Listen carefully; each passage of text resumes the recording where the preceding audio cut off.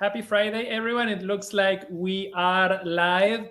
Thank you for joining us. I would say good morning, good afternoon, good evening, depending on where you are. My name is Adriano Bossoni. I am Director of Analysis at Rain, and I am joined here with by my colleague Carmen Colosi. She is our leading Latin American analyst. And we are about to talk about something that is quite important that is happening on Sunday, which is the second round of the presidential election in Brazil. It's been a very, very heated um, campaign. There was closer than expected results in the first round between the two main candidates. So, Carmen, why don't you explain to us how we got here, who the main contenders are, and what we are looking for on Sunday?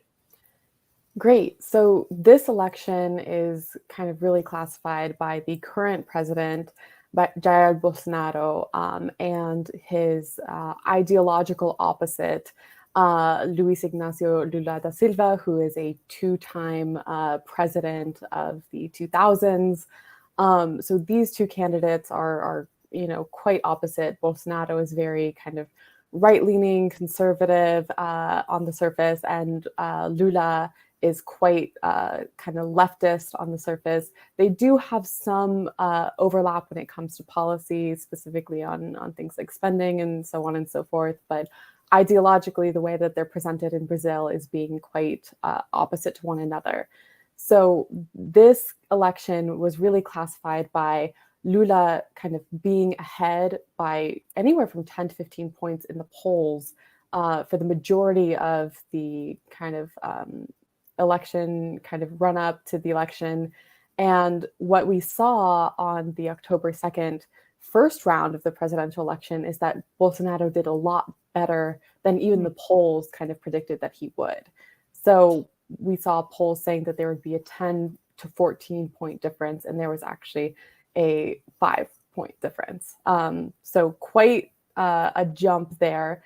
And as we've seen the polls, which now have questionable reliability, they've actually predicted that there's even a smaller margin, which is around 4%. So this is why Bolsonaro, whom, let's be clear, according to opinion polls, should, in theory, if the polls are correct, be defeated on Sunday. This is why what is motivating him to say that the system is rigged against him, that the elections are unfair, that the electoral committee is not impartial. So he's basically questioning the results on Sunday, right? Yes, exactly. So he's questioning the reliability of specifically the Superior Electoral Court. Okay. So we've seen this over the course of this past week. He's really kind of called into question some electoral tactics, specifically concerning radio time, Okay. and saying that his opponent Lula gets more radio time in a certain, area of the country. But it's really a lot broader than that. Kind of saying that to his followers in a big way, that the electoral courts cannot be trusted, that the Supreme Court cannot be trusted, and that these kind of major Brazilian institutions are not trustworthy when it comes to the results of the election. So this kind of rhetoric building up ahead of the election on Sunday is particularly concerning for analysts here at RAIN, kind of when we're trying to forecast what's going to happen. And that is really kind of what we're looking at in terms of different scenarios and in terms of a scenario where we could see the results on Sunday being contested. So let's assume that opinion polls are correct, and on Sunday, former President Lula da Silva wins by, let's say, 2, 3, 4 points. Will Bolsonaro quietly concede and go home, or will he contest those results? So all indications that we've seen thus far have kind of led us to believe that the most likely scenario is that he will contest the result, especially if the margin is very small. So a big portion of that is that there is a kind of large dissemination of fake news and disinformation in Brazil that is very kind of right-leaning and right-heavy. And so there is a large portion of the population that does believe a lot of the things that are kind of being put out there against both the Lula administration or Lula campaign, rather, and also the judiciary and the kind of judicial sector of the government. So both of those things have kind of led to a scenario in which it would be very easy for Bolsonaro to contest the election results and kind of appeal to these sentiments that are already there in Brazilian society. And one thing that I think is really interesting is that even if Bolsonaro does not formally contest the election results, we're likely to still see a moderate amount of right-wing protests against Lula's win on Sunday, if he does win, specifically because of this kind of dissemination of fake news.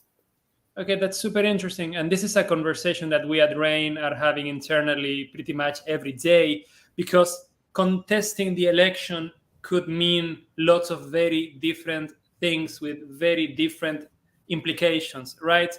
He could simply go to court and say the entire process was irregular or illegal. We need a recount, or we need another election, or whatever, which would be, just to give it a name, like the legal path to contest the election.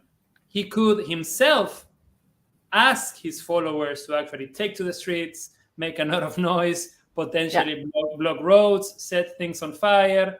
Or, as you were saying, he could not directly order his followers to do these things, but his followers could do it regardless, right? So we are looking at a very different scenarios and very different ways in which he could contest the results, right?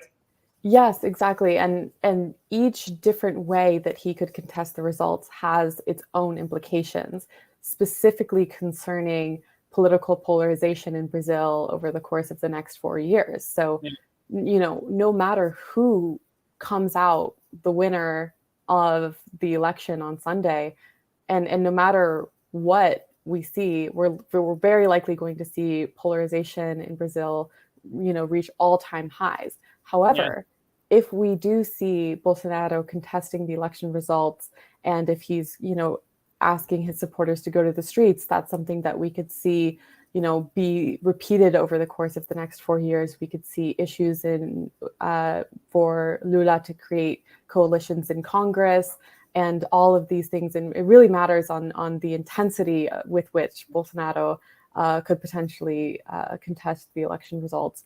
And that will really kind of show us where Brazil is headed for the next 4 years, if it will be complete political kind of stagnation due to a high degree of polarization, or if there's some room for kind of conciliation on certain issues. So I know that opinion polls kind of got it wrong, in the sense that they exaggerated, or they thought that Lula would win the first round by a wider margin, and it proved to be narrower than expected. If, just for argument's sake, I know that this is not what polls are saying right now, but let's assume that Bolsonaro actually wins the election on Sunday. Do you think that Lula supporters will also protest the results, considering that they've been ahead in the polls for months now? Very likely we'll see, we would see in that scenario Lula supporters coming out to the streets and protesting another 4 years of Bolsonaro. Lula himself has indicated that he would be willing to accept the election results regardless. But I do think that there is, a potential scenario where Lula is questioning the election results if he loses. But, he has already committed to accepting whatever results there is. So the likelihood of that scenario is a lot lower than it would be for Bolsonaro.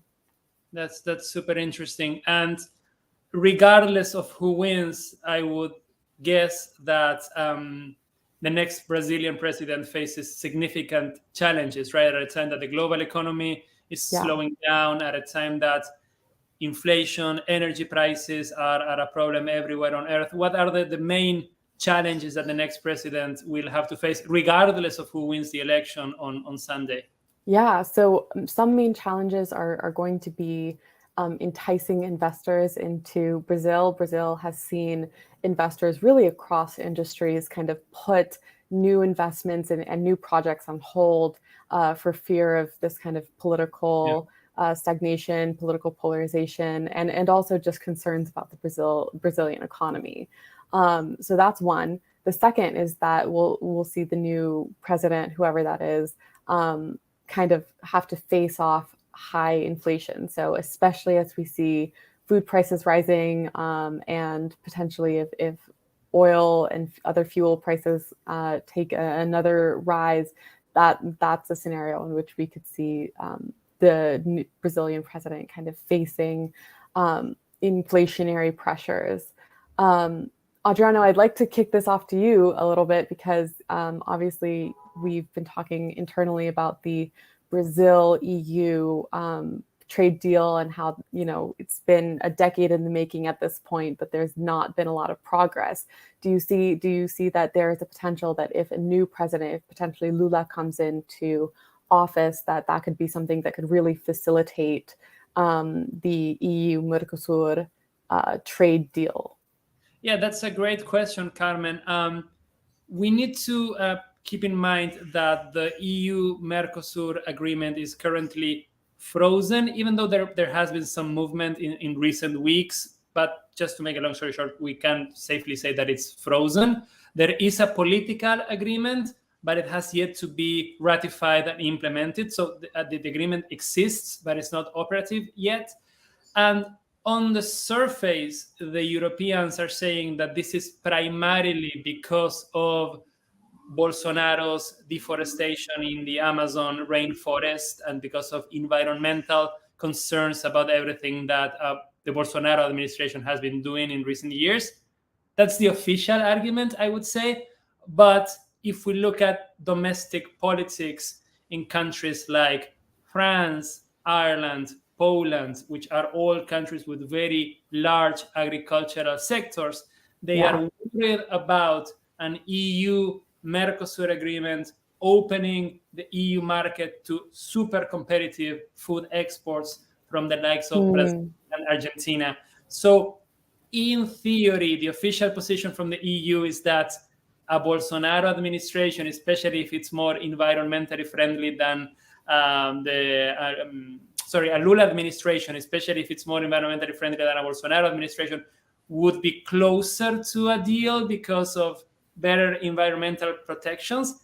I would say that, at least from the European point of view, this idea of opening EU markets to super competitive food exports from Brazil and Argentina will continue to be very controversial. So I am not particularly optimistic about the implementation of the deal. And from the Mercosur point of view, that's another interesting perspective, because the Lula administration may not be particularly interested in lifting protectionist measures, opening up the economy, especially if they have to negotiate with the Argentinian government, which, as we know, is quite protectionist, at least until the next presidential election in Argentina in October 2023. So I would say, in the short term, I do not expect the EU-Mercosur agreement to make any progress, regardless of the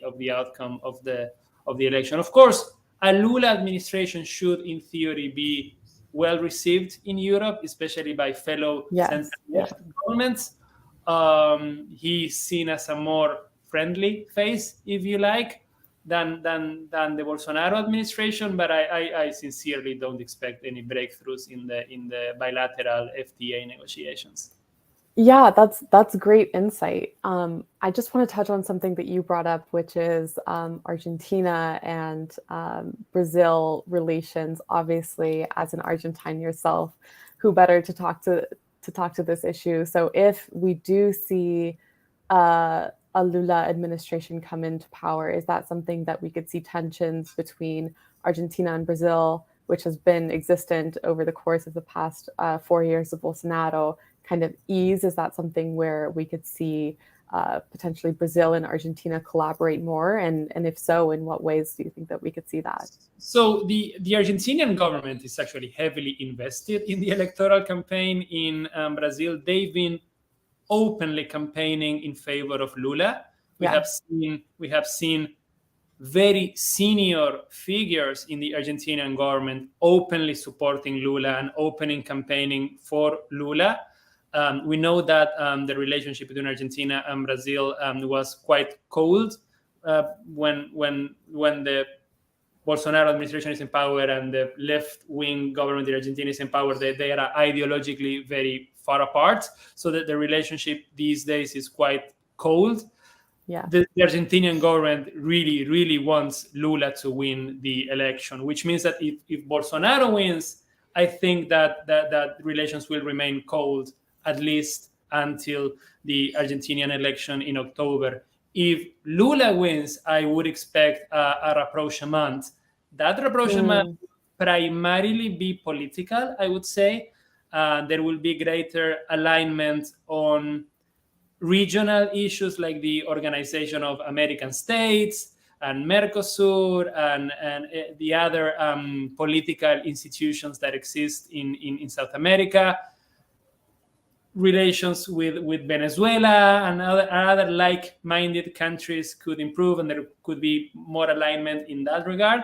Commercial issues, I would say trade issues, will remain problematic because Mercosur is an extremely deeply flawed customs union, and there's a lot of problems that result from the fact that the Brazilian economy is so much bigger than the Argentinian economy. So there's a lot of internal quotas and internal exemptions and unresolved issues. So I do expect significant political alignment if Lula wins the election. Trade conversations, economic conversations will continue to be problematic, I think. Yeah, that's fabulous insight. So I'm afraid this is all we have time for. It's been great talking with you, Carmen. I know that you've been covering the Brazilian election for many months now, and there's even more coverage to come. We have a great scenario analysis with the multiple outcomes of the election. There's a lot of coverage coming to our website. So thanks for all your hard work on this topic. And for people watching us, if you like what you saw and what you heard, you can find more of Carmen's work at our RAIN website. And thank you so much for joining us, and see you all next week. Thank you, everybody.